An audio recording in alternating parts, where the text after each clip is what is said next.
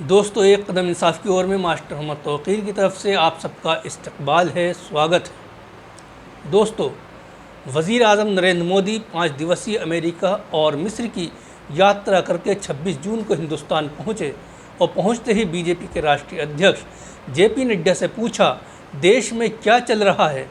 और इसके बाद 27 जून को बीजेपी के एक प्रोग्राम में, जो कि भोपाल में आयोजित किया गया था, उस प्रोग्राम के मंच को से 3 तलाक, पसमानदा मुसलमान, समान नागरिक संहिता और इसके अलावा कई सारे मुद्दों पर जमकर अपने मन की बात की, यानी जमकर अपने मन की भड़ास भी निकाली। इस वीडियो में हम उन मुद्दों पर चर्चा करेंगे कि जिनका ताल्लुक मुसलमानों से है और जिस पर मोदी जी ने अपने मन की बात रखी, यानी इन मुस्लिम मुद्दों पर बीजेपी का क्या एजेंडा है, उसको उन्होंने पेश किया। सबसे पहले हम बात करते हैं समान नागरिक संहिता की। इस पर मोदी जी ने कहा कि एक घर दोहरी व्यवस्था से नहीं चल सकता तो देश कैसे चल पाएगा। उन्होंने आगे कहा कि इस संवेदनशील मुद्दे पर मुसलमानों को भड़काया जा रहा है। भारत के मुसलमान भाई बहनों को भी समझना होगा कि कौन से राजनीतिक दल उन्हें भड़काकर उनका फ़ायदा उठाने के लिए उन्हें बर्बाद कर रहे हैं। तो दोस्तों, इस संबंध में वज़ीर आज़म से अर्ज़ है कि उन्हें भी समझना होगा देश 2014 से पहले भी था। उन्हें समझना होगा देश 2014 से पहले भी समान नागरिक संहिता के बगैर चल रहा था। उन्हें समझना होगा एक देश और एक घर में बहुत बड़ा फ़र्क होता है, बहुत बड़ा अंतर होता है। उन्हें समझना होगा कि एक घर में एक माँ बाप की औलाद होती है, उनका मज़हब, उनका धर्म, उनकी विचारधारा, उनकी संस्कृति, उनका कल्चर, सब कुछ एक ही होता है। जबकि इसके बरअक्स हिंदुस्तान जैसे मुल्क में बहुत सारे धर्मों, बहुत सारी संस्कृतियों और बहुत सारी विचारधाराओं के लोग रहते हैं। लिहाजा उन्हें अपने इस जुमले एक घर दोहरी व्यवस्था से नहीं चल सकता तो देश कैसे चल पाएगा के माना और मतलब को इस तरह से भी समझने की कोशिश करनी चाहिए कि जब एक घर में दोहरी व्यवस्था नहीं चल सकती, यानी एक घर में 2 मज़हबों के लोग नहीं रह सकते, एक घर में 2 विचारधाराओं के लोग नहीं रह सकते, एक घर में 2 संस्कृतियों के लोग नहीं रह सकते, क्योंकि उनकी दोहरी ही नहीं बल्कि कई प्रकार की रीति रिवाज, मान्यताएं और आस्थाएं होती हैं और सभी को अपनी अपनी मान्यताओं, उसूलों, व्यवस्थाओं और कानूनों का पालन करना होता है। इसके लिए उन्हें इतनी तो जगह मिलनी ही चाहिए ताकि एक दूसरे को डिस्टर्ब ना हो। लिहाजा हर धर्म, विचारधारा और संस्कृति के इंसान को या परिवार को एक घर लाजमी तौर पर चाहिए। और अगर किसी से ये कहा जाए कि सभी धर्मों, विचारधाराओं और संस्कृतियों के कुछ लोग एक घर में एक व्यवस्था, एक रीति रिवाज, एक उसूल, एक ज़ाब्ते और एक मान्यता के तहत रहें, तो क्या वो सब एक घर में रह पाएंगे? क्या ये मुमकिन होगा?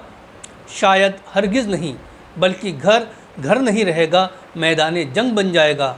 तो सवाल यह है कि 140 करोड़ हिंदुस्तानी कि जिनके अनेक धर्म, अनेक विचारधाराएं और अनेक मान्यताएं हैं, तो वे सब एक व्यवस्था या एक कानून के तहत कैसे रह सकते हैं? लिहाजा इस तथ्य को, इस हकीकत को बीजेपी के भाइयों और बहनों को अवश्य समझना चाहिए। जो लोग इसकी वकालत कर रहे हैं वो सिर्फ सियासी मफाद के लिए, राजनीतिक लाभ के लिए ऐसा कह रहे हैं। ये सारे लोग एक राजनीतिक विचारधारा के तहत वोट बैंक की सियासत के लिए समान नागरिक संहिता लागू करने की बात कह रहे हैं, जबकि वास्तविक रूप से प्रैक्टिकल लाइफ में वो खुद भी समान नागरिक संहिता का पालन नहीं कर पाएंगे। जैसे कि संसद भवन के उद्घाटन के मौके पर देश के बहुत सारे हिंदू भाइयों के बीच ये चर्चा चल रही थी, जनता में भी और ख़बरों में भी, कि एक दलित और एक आदिवासी राष्ट्रपति को संसद भवन के शिलान्यास और भूमि पूजन के शुभ अवसरों पर आमंत्रित न करने के पीछे वही सोच, वही विचारधारा है जिसे ऊंच नीच और अछूत जैसी कुरीति कहा जाता है। तो दोस्तों, सवाल ये है कि जब देश के सर्वोच्च पद पर बैठे व्यक्ति के साथ प्रत्यक्ष या परोक्ष रूप से या कुछ तर्कों के साथ या कुछ किंतु परंतु का सहारा लेकर ऐसा बर्ताव, ऐसा व्यवहार किया जा सकता है, तो फिर आम लोगों का क्या होगा? दोस्तों, हम यहाँ जो ये बात कह रहे हैं वो समाज में, आम नागरिकों में, गली चौराहों पर हो रही चर्चाओं के आधार पर कह रहे हैं, सोशल मीडिया पर चल रही खबरों के आधार पर कह रहे हैं, क्योंकि जब रेल का एक डिब्बा एक छोटा भारत हो सकता है तो सोशल मीडिया एक छोटा भारत क्यों नहीं हो सकता। सवाल ये है कि बीजेपी ऐसे मुद्दों को उठाकर देश को किस तरफ ले जा रही है।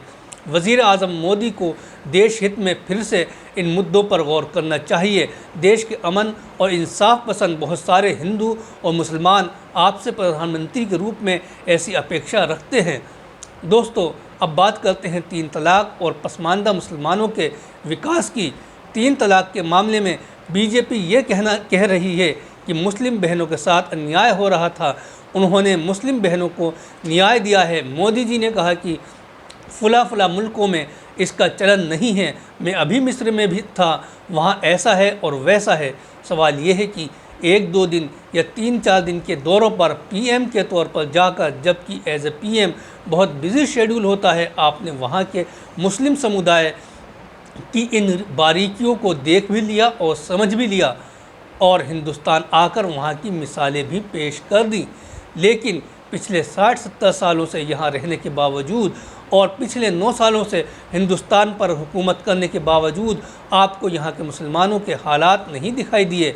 सवाल यह है कि तकरीबन 1 महीना पहले उत्तराखंड के पुरोला में से 42 मुस्लिम दुकानदारों और बहुत सारे मुस्लिम परिवारों को वहाँ के हिंदुओं ने मकान दुकान छोड़कर पलायन करने के लिए मजबूर कर दिया, जबकि उत्तराखंड राज्य में भी आपकी पार्टी यानी बीजेपी की ही हुकूमत है। ऐसे में मोदी जी किसी मंच से या प्रेस कॉन्फ्रेंस से ये बताने की जहमत करेंगे कि उन पलायन करने वाले मुसलमानों में कितने पसमानदा मुसलमान थे और उन परिवारों में कितनी मुस्लिम बहनें थीं। क्या आपकी केंद्र व राज्य की हुकूमत के दौर में इन मुस्लिम बहनों और भाइयों जो कि दुकानें चलाकर अपनी गुजर बसर कर रहे थे के साथ न्याय हुआ या अन्याय? इन मुस्लिमों की पसमानदगी में इजाफा हुआ या कमी आई? अभी हाल ही में महाराष्ट्र के नासिक में 2 मुसलमानों की हत्या की गई। एक हत्या 24 जून को की गई, जिसमें गौरक्षकों के कथित समूह ने हिंदुओं ने गौमांस ले जाने के संदेह में 32 वर्षीय अफ़ान अंसारी के साथ इतना पीटा कि अफ़ान अंसारी की मौत हो गई, जबकि नासिर कुरैशी का इलाज चल रहा है। दोस्तों, दूसरी घटना में 8 जून को टेम्पो में मवेशी ले जा रहे 3 लोगों पर इसी गौरक्षा समूह ने हमला कर दिया, जिसमें एक व्यक्ति का शव 10 जून को इमतपुरी इलाके के घाटन देवी में बरामद हुआ था। हत्या में जान गंवाने वाले का नाम लुकमान अंसारी था। सवाल ये है कि मुस्लिम बहनों को न्याय देने वाली और पसमानदा मुस्लिमों की बदहाली की फ़िक्र करने वाली बीजेपी हुकूमत और मोदी जी को क्या ये नहीं मालूम कि कत्ल किए जाने वाले अफ़ान अंसारी और लुकमान अंसारी भी किन्हीं मुस्लिम बहनों के भाई होंगे, किन्हीं मुस्लिम बहनों के बेटे होंगे, या फिर फरवरी 2023 में हरियाणा के भिवानी में नासिर और जुनैद को उनकी ही जीप से बांधकर जिंदा जलाकर की गई हत्या, या फिर 17 जून 2019 को झारखंड में तबरेज़ अंसारी को खंभे से बांधकर पीट कर की गई हत्या, या फिर जून 2017 में झारखंड में अलीमुद्दीन अंसारी की मॉब लिंचिंग में हत्या और हत्यारों को जमात मिलने पर बीजेपी के एमपी जयंत सिन्हा के द्वारा हत्यारों को माला पहनाकर सम्मानित करना, या फिर दादरी में अखलाक अहमद की मॉब लिंचिंग करके की गई हत्या, या फिर ऐसी ही मॉब लिंचिंग के ज़रिए की गई न जाने कितने ही मुसलमानों की हत्याएं, क्या ये सब नहीं बता रही हैं कि ये सब भी किन्हीं मुस्लिम बहनों के बेटे और भाई होंगे? आखिर इन मुस्लिम बहनों की प्रधानमंत्री जी को चिंता क्यों नहीं है होती कि जिनके बेटों और भाइयों को हिंदुओं के ज़रिए दरिंदगी के साथ कत्ल कर दिया गया? एक घर और दोहरी व्यवस्था की बात करने वाली बीजेपी और उसकी हुकूमत ने और मोदी जी ने 9 सालों में ऐसी व्यवस्था कायम क्यों नहीं की कि जिसमें हिंदुओं के ज़रिए मुसलमानों की मॉब लिंचिंग में हत्या न हो सके? भारत में मुसलमानों के सभी 72 फ़िरक़े रहते हैं, ये बताने वाले राजनाथ सिंह और बीजेपी क्या ये नहीं जानती कि मरने वालों में शामिल ये अंसारी बिरादरी के लोग उसी समाज से आते हैं जिन्हें बीजेपी हथियार के तौर पर इस्तेमाल करते हुए पसमानदा मुस्लिमों से हमदर्दी जताकर मुसलमानों में फूट डालने और राज करने की कोशिश कर रही है। इसके अलावा कर्नाटक में मुस्लिमों को तरक्की के लिए मिलने वाला रिजर्वेशन ख़त्म करके उनकी पसमानदगी को बढ़ाने वाली बीजेपी किस तरह से पसमानदा मुस्लिमों को विकसित बनाएगी और उनका हक दिलाएगी। मिस्र में अल हकीम या अल हाकिम मस्जिद में जाकर मोदी जी कहते हैं, मैं हुआ सम्मानित, और यहाँ हिंदुस्तान में 24 जून को एक घटना घटित होती है जबकि मोदी जी मिस्र में ही तशरीफ़ फरमा है। यहाँ पुलवामा में सेना की एक टुकड़ी मस्जिद में घुस जाती है और सेना का अफसर मस्जिद में जय श्री राम के नारे लगाने के लिए कहता है। आखिर मोदी हुकूमत की कथनी और करनी में इतना अंतर क्यों है? मुस्लिम बहनों के जो भाई बेटों की मॉब लिंचिंग में हिंदुओं के ज़रिए हत्या की गई है, उनके लिए मोदी जी कौन सी व्यवस्था कायम करेंगे ताकि उनके ज़ख्मों पर मरहम लग सके और मॉब लिंचिंग की घटनाएं फिर न हों? उसके लिए क्या एक्शन लेंगे मोदी जी? दूसरी बात यह है कि अपनी 9 साल की हुकूमत में मोदी जी ने पसमानदा मुस्लिमों को कितनी तरक्की दी, उनका कितना विकास किया? सवाल बहुत सारे हैं लेकिन जवाब किसी का नहीं, सिर्फ और सिर्फ जुमलेबाजी। माननीय मोदी जी, माननीय प्रधानमंत्री जी, आपसे निवेदन है कि सच्चाई के साथ वास्तविक रूप से मुसलमानों का साथ दें, उन्हें तरक्की दें, उन्हें सुरक्षा दें। खुद ब खुद झोलियाँ भर भर के मुस्लिम वोट आपको मिल जाएंगे। फिर आपको न किसी सम्मेलन की ज़रूरत होगी और न किसी भाषण की ज़रूरत पड़ेगी। किसी भी सियासी पार्टी के साथ मुसलमानों का न कोई करार है और न कोई समझौता। जो उन्हें उनका हक देगा, उनको इंसाफ देगा, वो उसी के हो जाएंगे। लिहाजा आपसे फिर गुजारिश है कि आप एक बार ज़रूर इस मशवरे पर गौर करने की ज़हमत करें। जय हिंद, खुदा हाफिज़।